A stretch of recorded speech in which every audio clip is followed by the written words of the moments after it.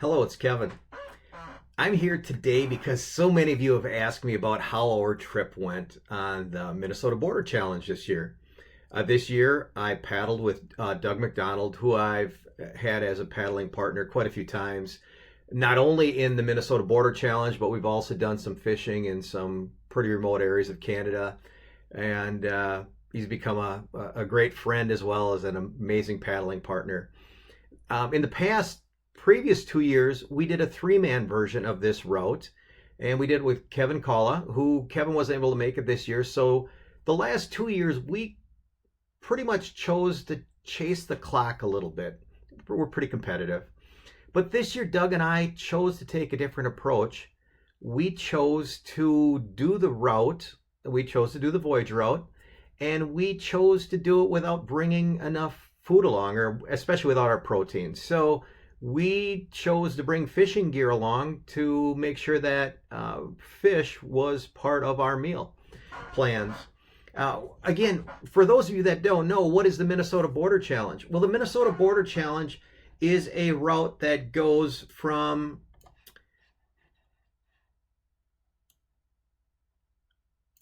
International Falls. It's the Minnesota border with Canada, so I'm going to make this a little bit smaller. So it is a route that replicates the old fur trader Voyager route, the Native American route, the Ojibwa. And what they did is they would, in fact, let me go to Google Maps here. They would, about the 1600s is when the fur traders started coming over. And they started coming over from first France, and then it was Great Britain. And they came over here because a status symbol in Europe and in Russia, all over this whole area, the status symbol was a beaver hat. And Europe was devoid of beavers by that point in time. And there's a plethora of them in Canada. So they came over and forth. First, I think it was the Hudson Bay Company, and then that kind of transferred over to the Northwest Fur Company. There was one other one in there. And what had happened is they traded with the Ojibwa. And in fact, if you want to see the story told from the Ojibwa's point of view, this National Park Service has a video.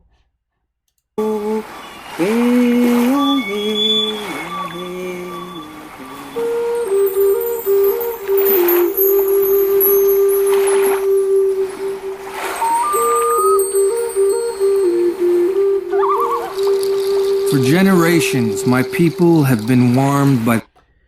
So I'm not going to go into all that here. If you want to look to it, just go to the National Park Service, nps.gov, and look for the Grand Portage story. Let's go back to my story. So what happened is the Ojibwa would trade with the French and then the British, and they would go out into all this whole area of northwest Canada, and then they would bring the furs down into many of the trading posts. International Falls, all over. And then finally they would get to Grand Portage, Minnesota. Grand Portage was on the border of Lake Superior. Then they would put them on boats and take them all the way up to Montreal. And then they would take them from Montreal, because that was the closest town to them at that point in time. And then they would take them back to the old world. So that's what we're doing. We are recreating that old trail. So the border route. So we are running approximately from right around in here. That's where International Falls is. That's the Kruger-Waddell version of the Minnesota Border Challenge. There's a Voyager challenge that starts about here, and then there's a Moose Lake challenge that starts from here. The previous 2 years, we did the longest challenge, the Kruger-Waddell challenge. This past year, Doug and I chose to do the Voyager challenge. It stays off of most of the motorized lakes and allows us to do a little bit more of what we wanted to do with the paddling and catching our own fish. So when we look at this, one of the things that I use a product called Paddle Planner. And Paddle Planner, when I put this in, says that when I go, we started here at about Crane Lake, and we follow the border, except on some of the portages. We're somewhere in the United States a little more, somewhere in Canada a little more. One of the first ones is Dawson Portage up here. Anything that's red is a portage. And according to this, we have about 23.7 portaging miles out of this whole route.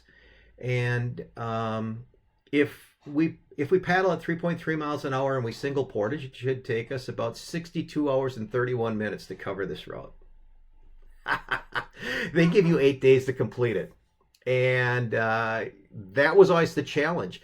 In fact, the fur traders always wanted to do this in under 8 days. And until about the late 1800s,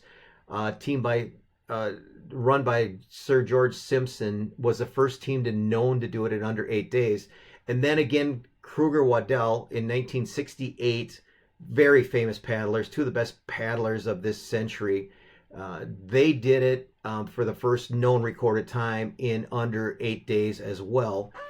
And since then, they started this challenge, a group out of Florida called Water Tribe, where they manage all kinds of these type of events, and named it after Vern Kruger and Clint Waddell. It's been organized for about the last 10, 12 years. And if you are successful and do it, you get your name on that red paddle, which is just like that one right behind me. I've got a replica of one. But when you go to the Water Tribe site, here's what the Water Tribe site says. It says, tribe events are dangerous. You must be an expert. And where is this one held? This one is, they've got them in Florida, in the Everglades, all over. But we do the Minnesota Border Challenge. That's the one we're doing. They say it's 270 miles. They tell you all the things you need to know. But you can also go into here and you can actually track our times, see our, you can follow along with us because we all wear a GPS, whether it's a Garmin InReach or a Spot. So you know where we are. We don't know where anybody else is. We're out in the wilderness. Now I want to go back to our map and follow our route along. And I'm going to tell our story with the pictures I took. We don't take many pictures because we're usually paddling pretty quick and we're portaging, so you don't have a lot of time to stop and just smell the roses. And that's kind of what we tried to do this year. This is where we're trying to get to. Gitchagumi, Lake Superior. That's where the fur traders, that was their goal. Their goal was to get to Lake Superior. Damn,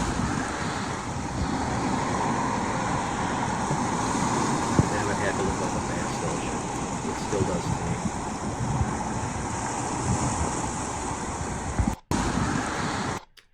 And at the end, you want to get to Grand Portage National Monument. Grand Portage was the largest fort, the largest place to trade furs. And that's where we want to get to. It's on the border of Lake Superior. There is Grand Portage. It's very similar to what it's always been. There was a major fire to it at one point in time, but they rebuilt it pretty much the same.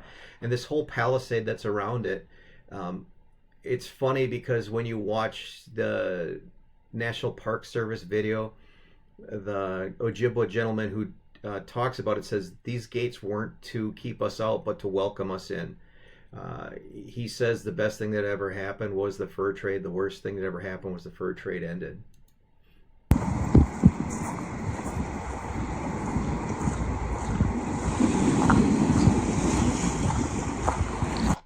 Every time I watch this, I took this video, I think of how many fur traders and Native Americans traveled through that gate to Lake Superior, and I got to do the same thing. It's like the pictographs. When I look at that, it's very hallowed ground.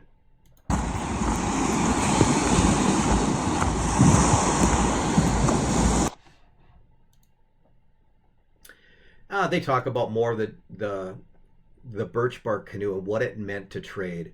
There were birch bark canoes that were 36 feet long that could carry 4 ton and 16 people. The advantage of it was that you could carry it over the portages, as the Canadians say. We call it portages, but I respect to it that they're the ones who named them, so I'll call them portages. This is the Grand Hall as it was in the trading. Well, thank you. And this is the trading room.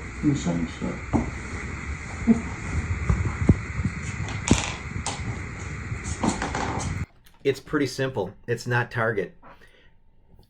The Indians or the Native Americans or the Ojibwa would trade furs and some swans, and in return they would get iron goods, containers, and things that made their life more comfortable. Blankets. You have to remember that they didn't have.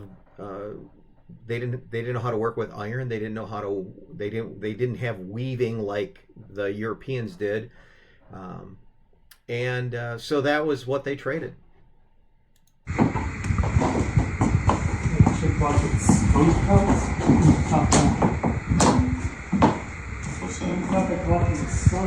So this is the stuff that the natives brought in to trade, and what they traded for was they also brought in the swans because the white folks like to use that for writing utensils, and then what they got in return was like things that made their lives easier, like pans and textiles, blankets.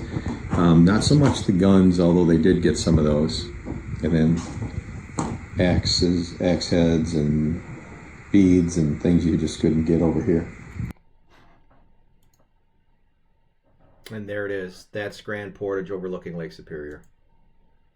So when we start this journey, all of the challengers get together in Ely, Minnesota. Now, Grand Portage is to the east. It takes about, we'll call it 3-hour drive to get to Ely. And then to get from Ely to International Falls is another 3 hours. So just the drive time in a vehicle alone is anywhere from 5.5 to 6 hours. But now we're going to paddle that, and we're going to try to paddle that in under 8 days. Here's some of the personalities that are paddling this event.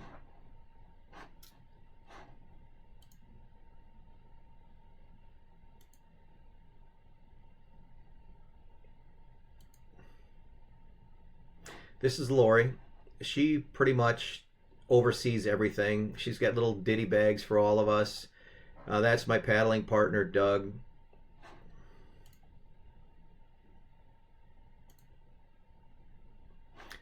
This gentleman here is the only person to ever do it on a stand-up paddleboard until this last year when his wife did it as well. Think about that for a second. He's also done the Yukon 1000. Here we are the night before. A lot of times in the past, we've always been in a hurry to get going, but this is the only time you get to see the other people that are paddling. So we all had dinner together. I think that's the Grand Ely Lodge, if I'm not mistaken. A lot of our families come along, join us.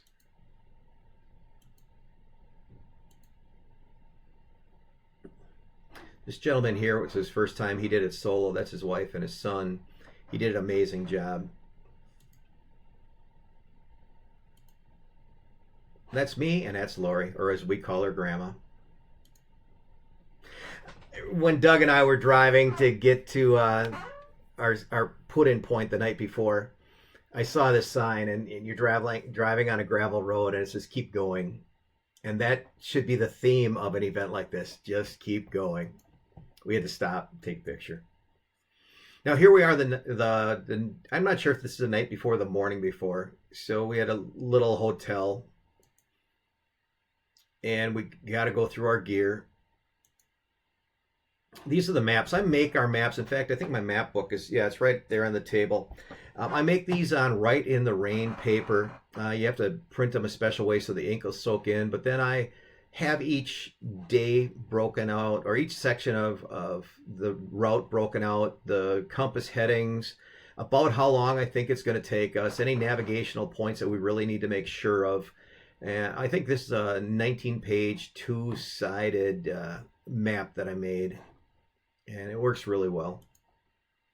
Here we are the first morning. Now, because we did Voyager, we got in at Crane, and we came in on the south side of Crane Lake, which is, I'm going to bring this, can I bring that over here? Come on. There we go. So we start on the south side of Crane Lake, then we go up, and then we go into Dawson Portage. That's a 4-mile long across the line. That's in Canada. And I'm going to show you some relics from there once. I found this interesting. So here we are, first of all, first morning, getting ready. There's my truck. There's the canoe and our gear. And there's Doug and I and the canoe getting ready to go the first morning. Now, in the past, we've actually started before sunrise. This year we started at sunrise. And here we go. No, I did not sit like that in the canoe most of the trip. That's probably the only time I sat back and relaxed. We were just getting started. I think I was actually taking a bearing or a heading on my compass. There's my vest. Always wearing sunglasses. There's our friend Kevin Carr's yokes. Our poles for our tent. We use a trekking pole tent, but we don't have trekking poles along, so we bring those along. My compass is up there. Now we used a Winona 2 or a Winona Minnesota 2 canoe. It worked fabulous for us this year. It's so light on those portages. It navigates the big water really well. And there we are. There I am, and taking a picture of Doug. It's tough when you're paddling. There's just two of you, so you don't get a lot of good posing photos. Again, talking about that Minnesota 2, I think this is beginning of Dawson Portage. I am wearing gaiters on my ankles so I don't get sand and gravel down in my boots, so I don't get blistered. This canoe is so well balanced. Portages so well. Again, I always wear my paddling vest. It's just easy to have it on. I also use it because I have food and first aid and my fishing gear. There's a couple things in there. I tend to wear my gloves all the time too, so I don't blister my hands. But also, when you're portaging, you have your hands up, and sometimes you're going through the woods. You don't want to scrape up your knuckles and your hands on any of the brush that you're going through. Now, Doug will tell you, and I forget the camp that he worked at when he was in high school, college. You try to keep your hands on the inside, and you don't get as much brush. And I do that sometimes, but not always. There's a close-up. We also put foam on here to protect our knees, because when you're paddling, your knees are resting on there. And when you paddle for an hour or two, it's no big deal. But when you're paddling for 24, 48, 72 hours, 100 hours, you can really blister up your knees just on those rub points.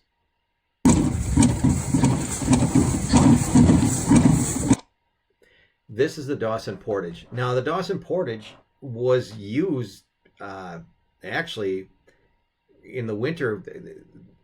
They had roads on here, so wait till watch this and see what happens at the end. Dawson Portage. A lot of dew on the ground, so whether you want to just stay dry or not, you can't. Doug's behind me.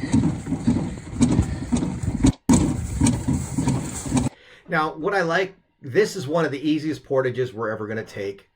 So you get it, but you get a view. This was a 4 mile. I put the canoe up on my shoulders, and I think we finished it in just about an hour, actually.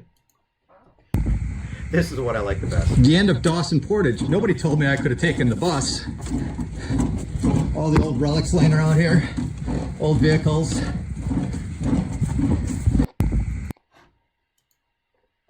And here comes Doug.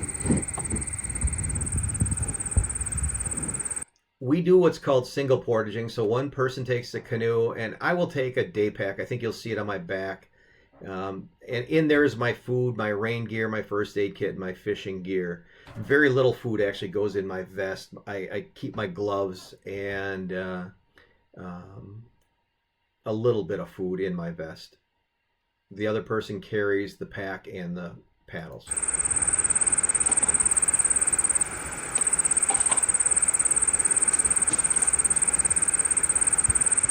Doug has a fanny pack as well to keep his food for the day.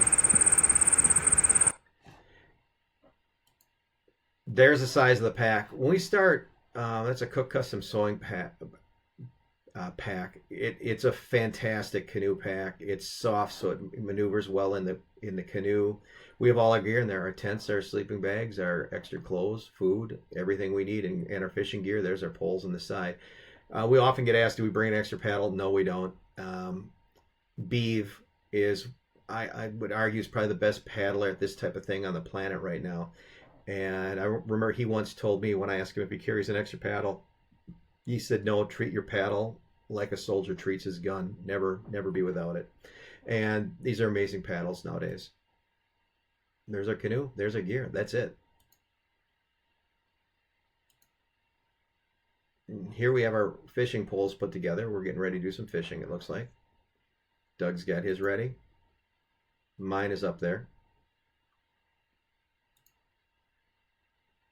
I have a compass up on the bow of the canoe too, so I don't have to always look down at my compass. I'll try to get a compass heading, and then I'll look at this, and so we can stay on our bearing.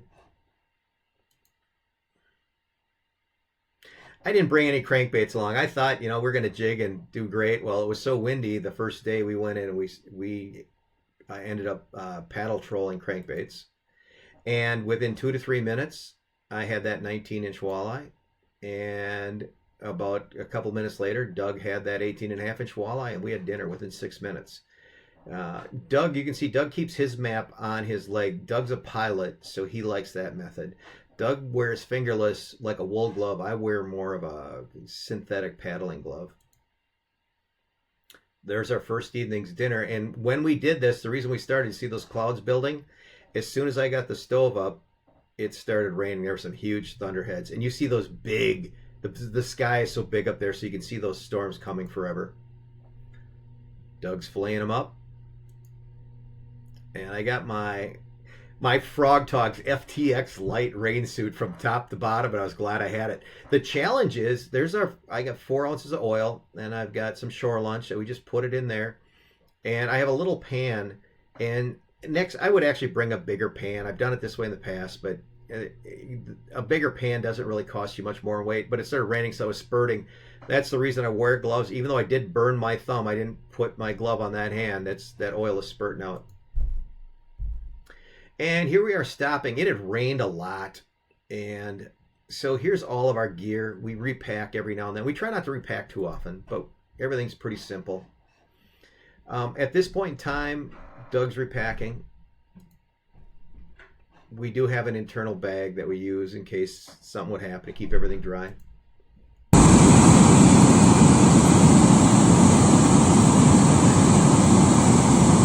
This is Curtain Falls. It's so majestic. We see a lot of falls along the way. This is one of my favorite that tells me I'm in the Boundary Waters.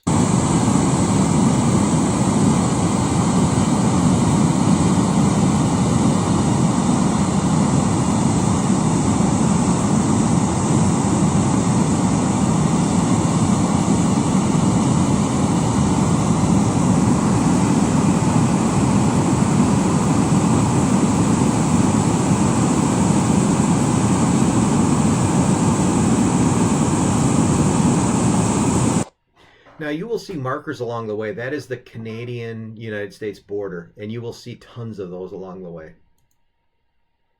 Here's our tent. That's a Z-Pack tent. It's a 3-man. Those are the poles. It gets very dewy, so things do get wet, and we'd been wet that day. It rained a lot, so we try to dry things out. That's the bottle I use. That's the bottle Doug uses, and there's our tent. Because that's the day pack that I use, their fanny pack kind. It's bigger than a fanny pack. Each night took a while to set camp because the rules in Boundary Waters are now that you have to hang your food bag. So we just kept our food in our pack and just tied it up in the tree. There I am. That's my sleeping bag pack. That's my clothes pack, and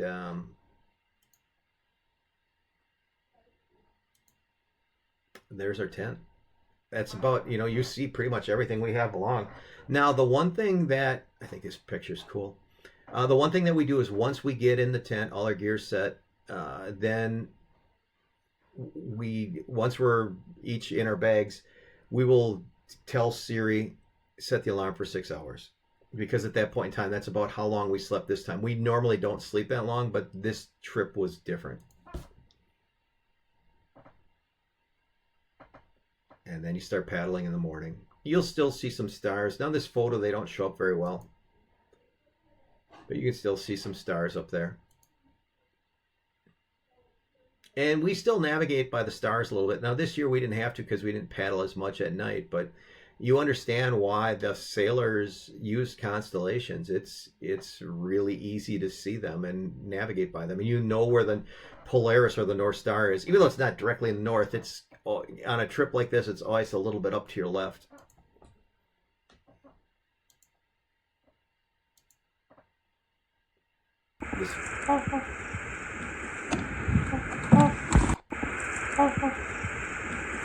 It's one of my favorite sounds up there. These swans are huge and they travel in pairs for the most part. And when they take off the water, they just slap their wings on that water. It seems so indelicate. Whack, whack, whack, and then they get going. They're just huge birds.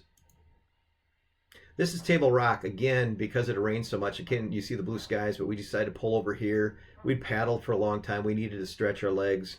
I'm waving to you. There's Doug. But Table Rock is this huge, famous rock, and we were actually drying out our clothes. But you can see it's pretty big in comparison to our canoe. It's just a big, flat rock. You see the remnants of the rain. Repacking the pack. This is another area that just you feel it in your cells when you go by. This is the first series of pictographs.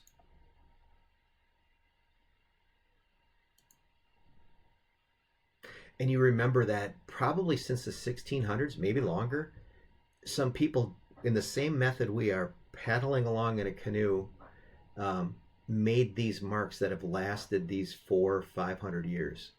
Now, the camera doesn't pick them up very well. Some people have done a much better job of taking photographs than I have, but I'm going to show you a couple of them.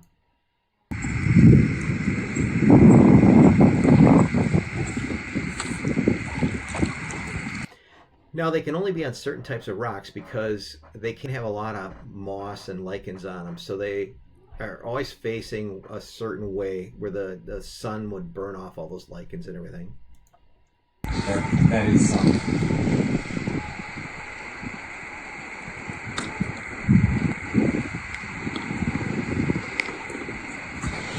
Oh, there it is, right there. See the little dude and the horse or whatever? Right to the bottom left of that red dot? Yeah.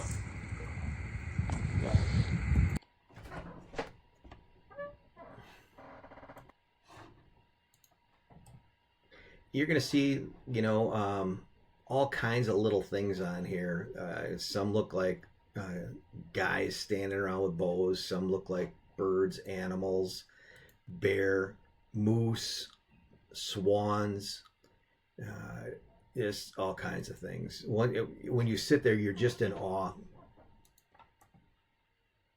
See, that's something kind of like a moose or maybe a reindeer or a pelican or a swan.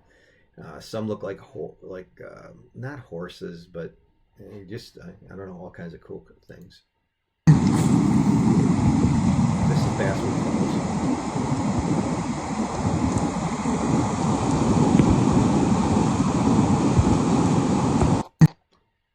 Now, Basswood Falls has 3 falls coming together. The ones that we see in front of us, there's one off to the left and there's one off to the right. We did fish here a little bit. Well, we didn't so much fish as donated a little bit of tackle. There's the falls off to the right. I did catch my first fish here, though.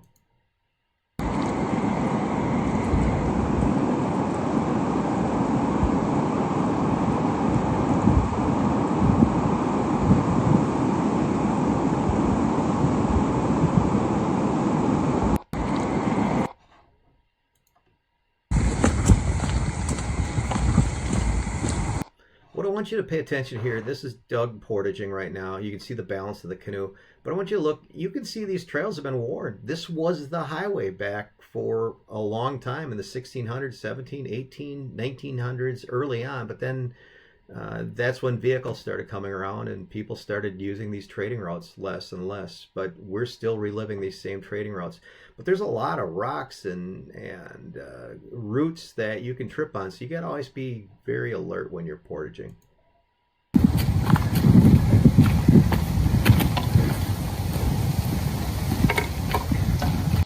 Okay, so you're going to look at what I'm wearing here. I've got the paddles. I got my vest. You can see that orange thing on my left front collar. That's the InReach.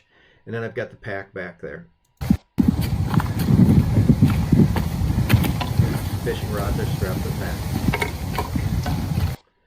I've always got a compass on my vest. I've got a whistle on my vest. This is another portage that we come to. And this is where you go from, again, this is on the border. We stopped and ate. We had fish here as well. We also got a bunch of smallmouth here. You're going to notice here on the bottom that Doug came up with the idea. We wanted to figure out a way to keep the pack out of the bilge water. And we glued these foam pads to the bottom of the canoe. And it did a really good job of keeping the packs out of the bilge water, because you get used to it, but you know, when you got that big cloth pack and you put it on your back and it's soaking wet from bilge water, even though it's not raining, it's no fun. So that worked out well. One of the first bass we got here.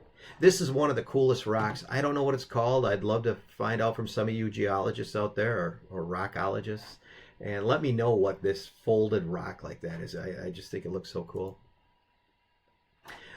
I took this because I wanted to remind myself of the footwear that I wore. This worked great. These boots are kind of a rendition of a jungle military boot, and they dry out, or they at least don't dry out, but there's no water in them the minute I'm on land. And then those are darn tough socks. No magic there. And I don't usually keep my pants up like that, but I was just, I have a foam block here. It's triangulated.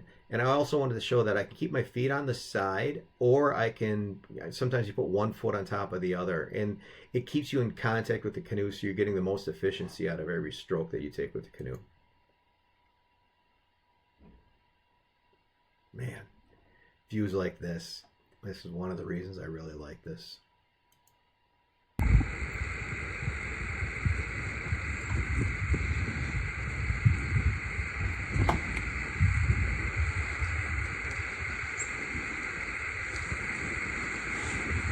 Look at how clear that water is.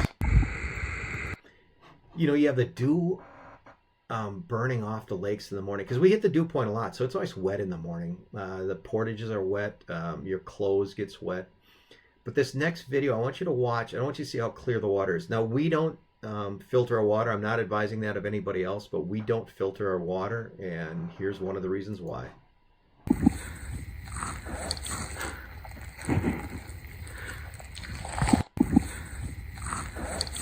Did you see how clean that water was?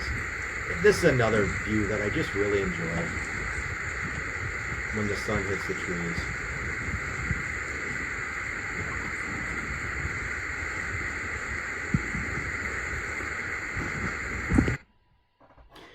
This rock, you see a lot of rock formations, and as I was saying about the rock formations, as I looked at this one, I saw Bucky Badger sitting with a stately red vest. So here's his eyes, here's his nose, face, here's the red vest coming down here. Then he's sitting down with his arms and his hands on his knees. Anyways, it reminded me of the Bucky Badger statue that's in front of Camp Randall. For those of you guys that aren't from Wisconsin, Camp Randall's where the Wisconsin Badgers play football, and Bucky Badger is their mascot. Anyways.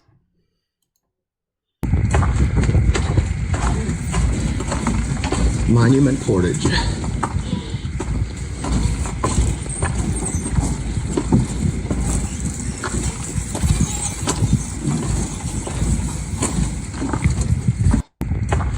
See what I mean by all the rocks and roots and just all the kind of stuff that's in the way. It's not difficult to portage, but you have to be present when you're portaging. There's another monument. Oh, by the way, something I forgot to mention. When I was wearing my gray Frog Togs FTX Light raid suit, that's not a commercial. That was maybe one of the best shore lunch walleye meals I have had. Ask Doug what he thinks about it. I used a minute rice with a Greek seasoning, and man, I've had a lot of meals like that before, and that was one of the best ones I ever had. Just, I don't know, the atmosphere, where you're at, just made it awesome. Now, here's another thing you see when you portage. This might be knee-deep muck. Now, I'm going to link another video on here of a trip report that Ambrose and Isaac did, and if I recall right, I'm not going to give it away, but Ambrose almost disappears in this. Again, there's me portaging from the front side. Again, you can see I've got my vest on. You can see I got stuff in my pocket. I've got my gloves on. You can see my gaiters are pretty much given away at this point in time. And you can see that I got my day pack on because there's the straps from the day pack. And there's Doug. You can see that the big pack gets lighter as we move along.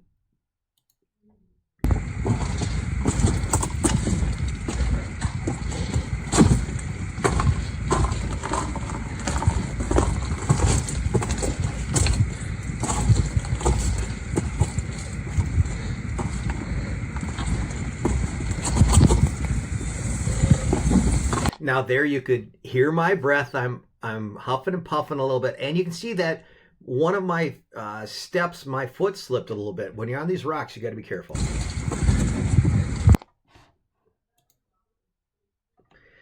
Now, I don't know if you remember that one first picture that I had. I think it was the canoe on top of the truck. The bottom of the canoe was perfect because it was brand new. And now we're about halfway through. And at this point in time, I think we're on the Granite River at this point in time. And now is where we're going to start leaving the terrain, or the terrain is going to start leaving marks on the bottom of our canoe. So you can see it's still looking pretty good. There's one big long scrape there. There's a couple that get in there. Now this is one of the most challenging portages out there. It's very steep, and what we do, I drop my stuff and I run around up here. We don't actually take it off of Doug or my shoulders, whoever's going up, but the person up here will grab on and just help to slightly pull and lift to get the canoe up. We find that to be the easiest way to get up this area. Just another beautiful nighttime view. I think this might be Gunflint.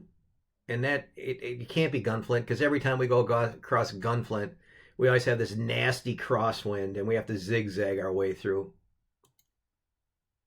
But yeah, that's definitely the eastern shore of Gunflint. It's the one shore that it's sandy, but you can see all the chewed up wood.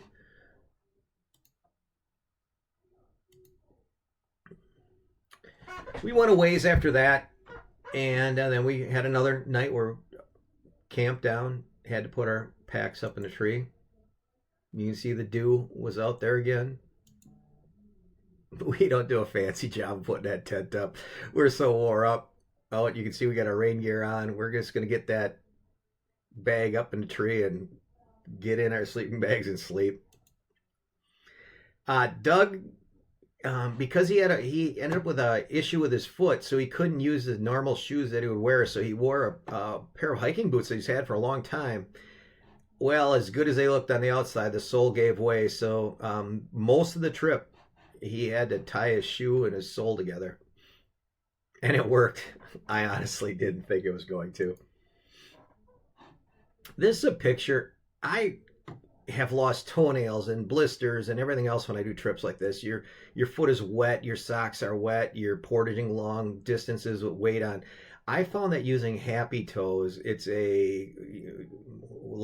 almost like salve type lotion, a foot butter, and I put that on. I had zero issues with blisters, or I didn't lose any toenails or anything this year. I put it on heavy in the morning before I put my socks on, and I wear the same socks the whole trip, and I had zero issues this year.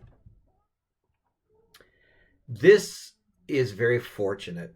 We ended up getting up very early this day, and there's some bluffs up here that I just thoroughly love.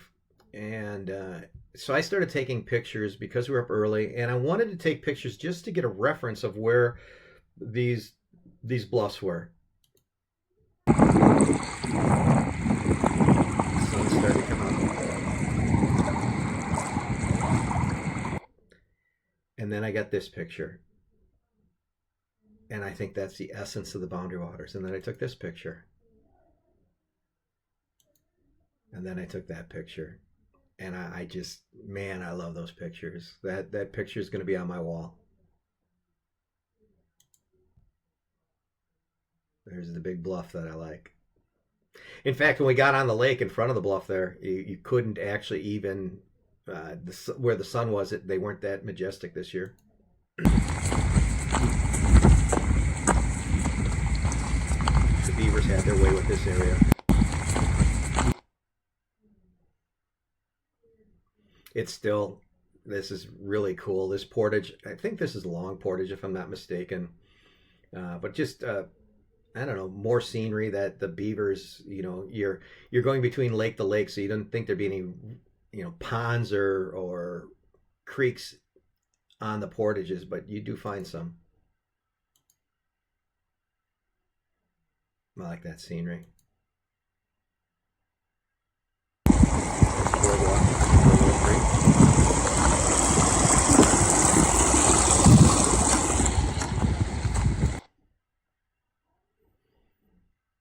I was portaging there, and we had to go over all these logs.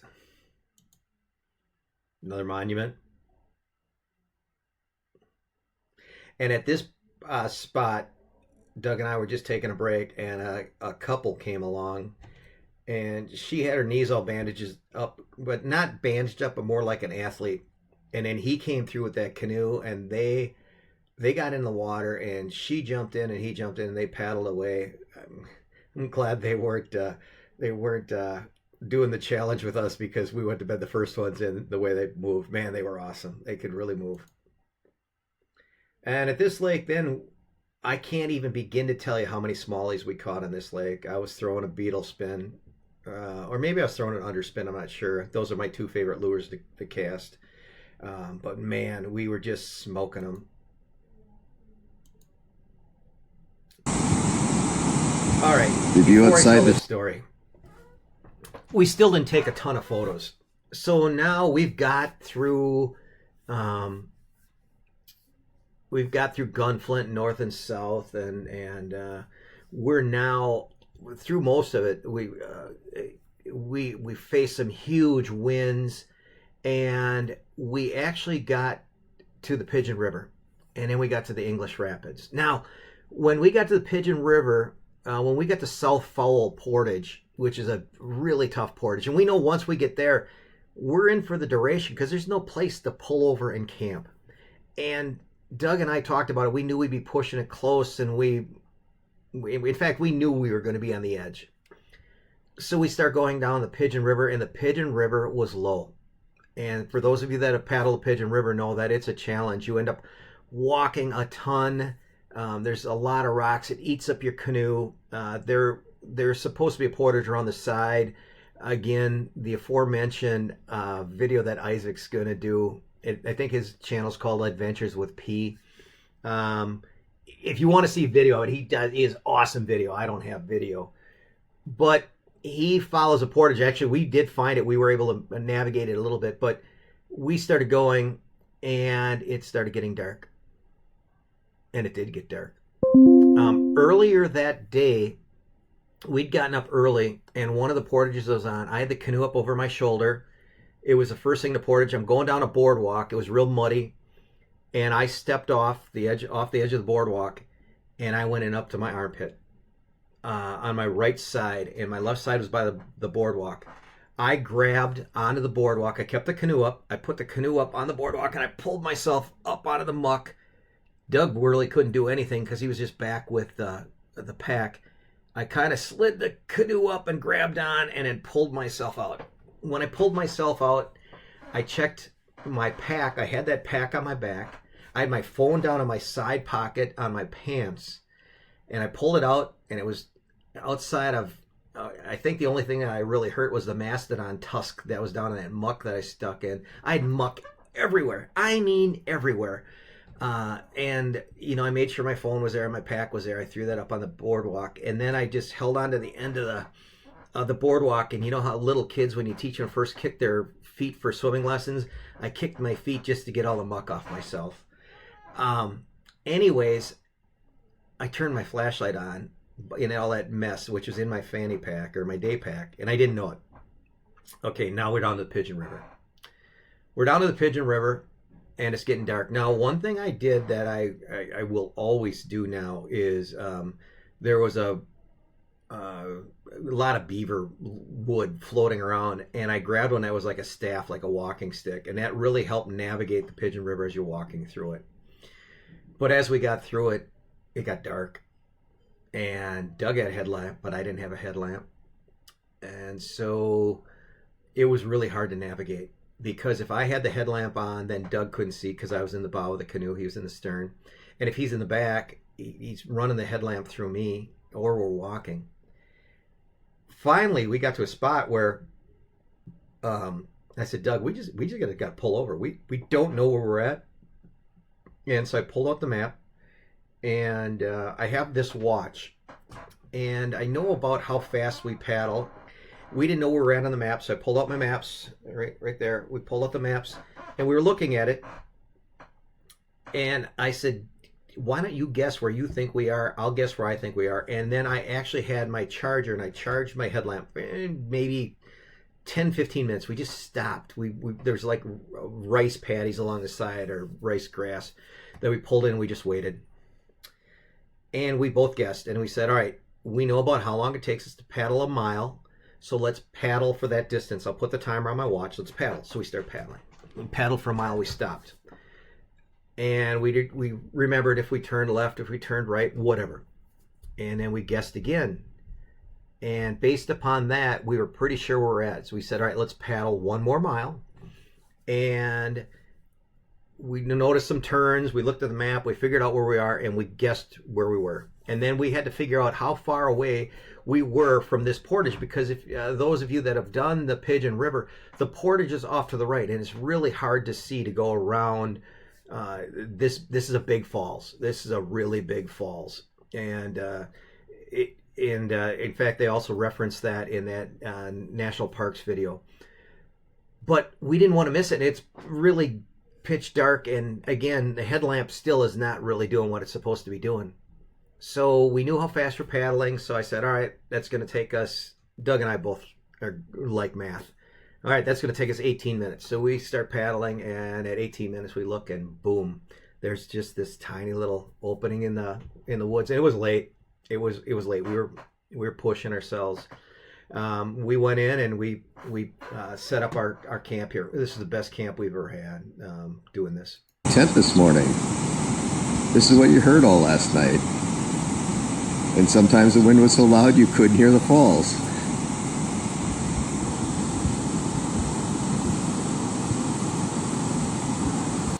Now this is a massive falls, and we are this close to it.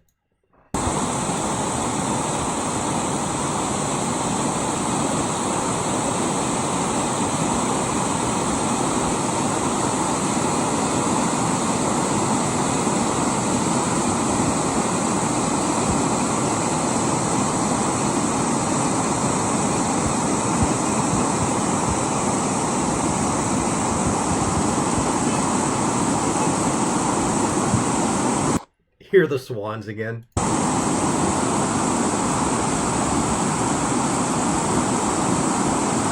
I know there's more than one pair of swans up there, but I always felt like the same set of swans was following us our whole journey, just joined us.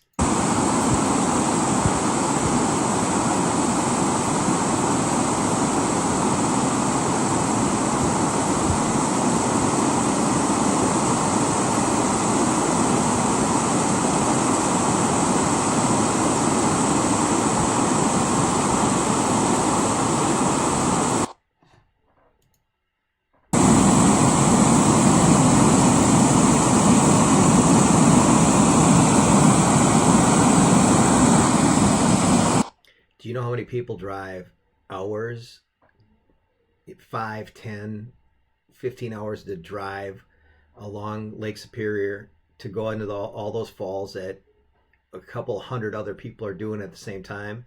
This falls is as majestic as any I've seen there, and there's nobody there unless you pay your way in, meaning pay your dues by paddling in.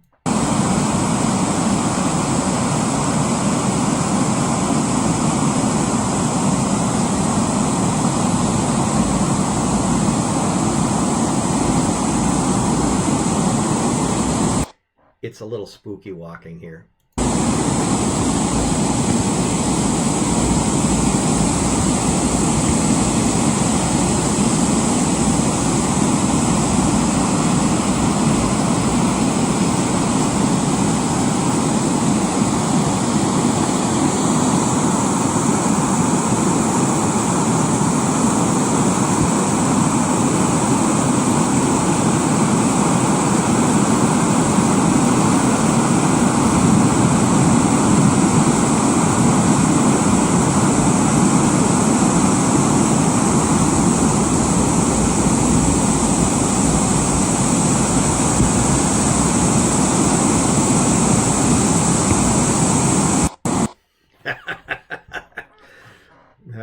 That's pretty cool.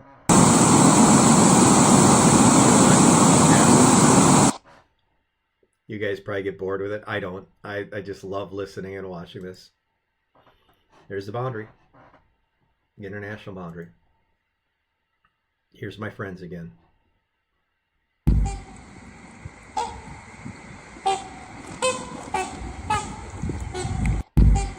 This is the next morning. All we have left now is Grand Portage. We had about 2 miles paddling and then Grand Portage. There's the rods. They're 2 4-piece St. Croix rods. One of them got broken. I'm not sure. These trips you're working pretty hard, and then if whether it got scraped on the side or got bumped on something or got crushed on something, but we were able to.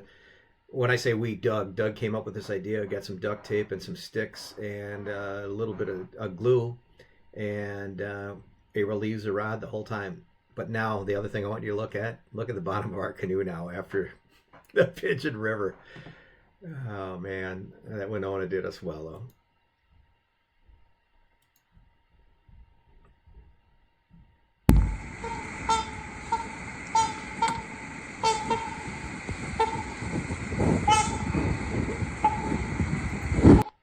You can't see it until you're in. Okay. Now, this is the end of Pigeon River as we get to Fort Charlotte, which is the beginning of Grand Portage. Now, Grand Portage, depending upon where you look, it's 9.1 miles or 8.5 miles. Whatever it is, I want you to think about the next time that you want to go walking for 9 miles. And then I want you to put on a 40-pound pack or a 50-pound pack and do it after you've been out, working yourself pretty hard and knowing there's some hills involved. And this next, I make a statement in here that I always get a kick out of, because once we get off the river, now it's on foot the rest of the way. But here we go. Led Zeppelin. Oh, let me get back to this one.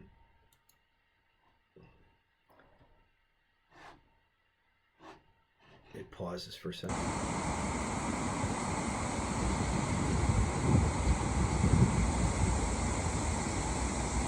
That, my friends, is the stairway to heaven, or as we call it, Grand Portage.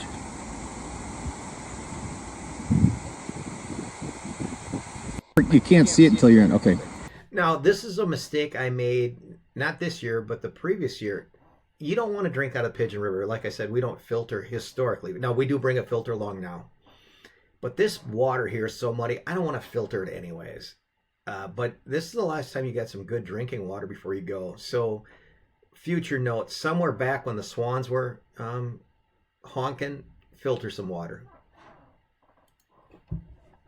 Okay, this was the end of camp. I just wanted to take one more picture of what we have. Rain gear, clothes,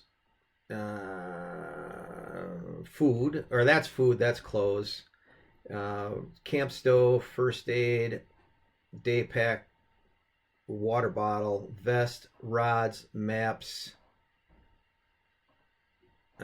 pack, that's our garbage, and Doug's day pack, and there's the canoe. Well, that's it, my friends, outside of the paddles. And there Doug and I are. We're getting ready to head on out of there. We're still smiling. I think we're looking like we're in pretty good shape. There's the pack. You can see the pack. We repack it for that final trip. We want to have that when you're walking 9 miles with a backpack or a canoe. You want to make sure that the weight is really balanced well.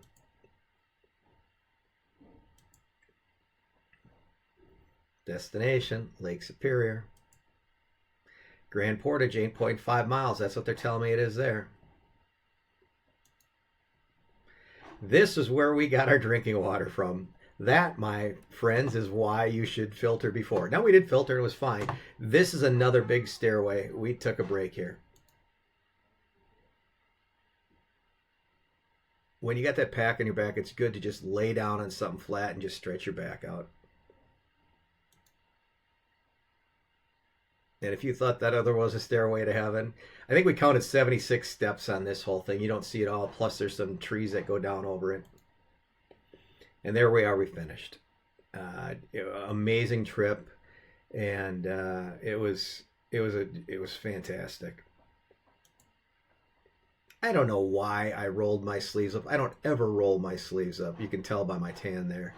But there's a pack, hat, vest, and the paddles. That's it. That's what we had left at that point in time. Doug and I, there's Grandma back there. There's Marcy. She's the one who's taken a lot of the photos, and she's the one who tracks us. She's like the NSA. Here's a couple other folks that did it. I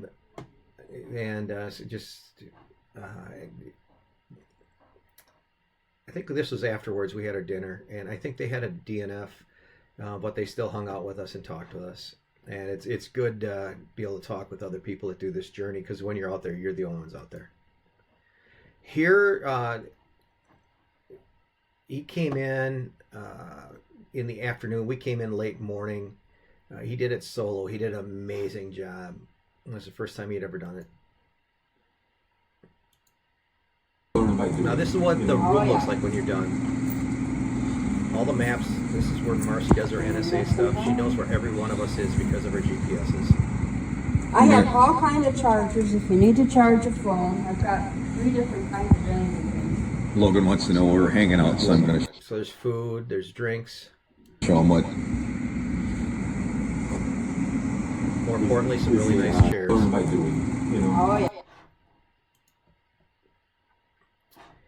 If you have a chance, try to find this that Clint Waddell wrote just for fun, and he talks about the irony of what you go through when you do a trip like this. These are all the major spots that we hit. So Marcy's tracking us. It should be Kevin W. and Doug. But it tells, the dates we were there, what times we were there. So she can really tell how we're doing. And she can also tell if we goof up. She'll know right away. There's a better tracking of it. Here's a bunch of the people that did the journey with us. And this was afterwards. This was the following Saturday. And this is my favorite part because you get to sit down and talk with all the people that have done it before. And you can see how they've done it by how much bling they've got. That's what these are here. So this blue one, that's a real Beartooth. That was the first year I did it, Kruger Waddell. The next one with the blue beads is Kruger Waddell. That's when we set the best known time with a 3-man in the Kruger Waddell version. And the Voyager's in red, and that was from this year. That's a Beartooth. And then this is a catch and cook. And I made this one for anybody that does the journey and actually decides to catch and cook their food and make it fish and make it part of their meal. There's the red paddle. If you complete this, you get to sign your name on there. And Clint Waddell is the first name on there right there from 1968. I'm the 37th name on that paddle. That makes me pretty happy. And now my name's on that paddle a number of times. And this is the camaraderie afterwards. Josh is a fantastic paddler. He did the Voyager route, and he's one who caught and cooked his food, his fish. Russ has done this journey solo many, many times. Look at all that.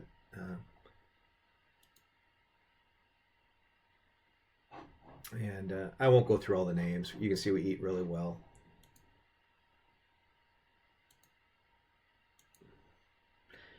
Okay, I'm going to go. Now, I'm going to mention this. This is, again, it's, I think it's Journeys with P. But anyways, that's Isaac, and that's Ambrose. Ambrose is from American Samoa, and Isaac is from Hawaii. And they're fantastic ocean paddlers that are also now live inland and decided to do this. And it was really, Isaac's wife has done it before. I'm told that Ambrose's wife is actually an amazing paddler. So we look forward to seeing her out there sometime. And there's Ambrose's daughter.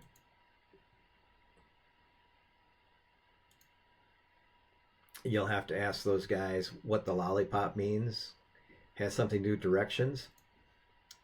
This is Beeve trying to state the case that, so they track us when we do this. And the one morning, our inReach, we didn't turn it on properly or something happened to it.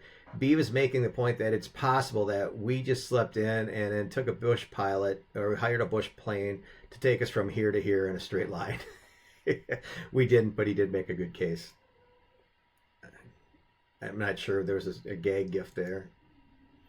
This is Beef talking a little bit more about the history of what this meant and how it's done. And you can see Doug's wasn't the only boot casualty. Gave a gift to Beef. Beef is the guy who was the brainchild for this. Grandma and Marcy, we got Marcy a bag for doing everything she does.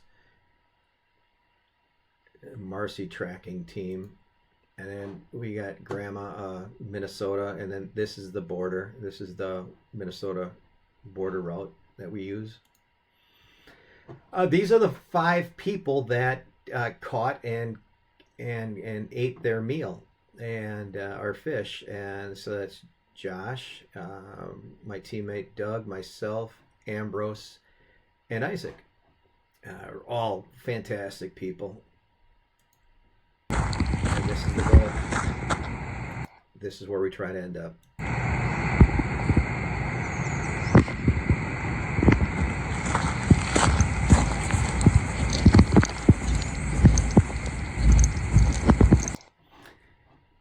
It's Lake Superior.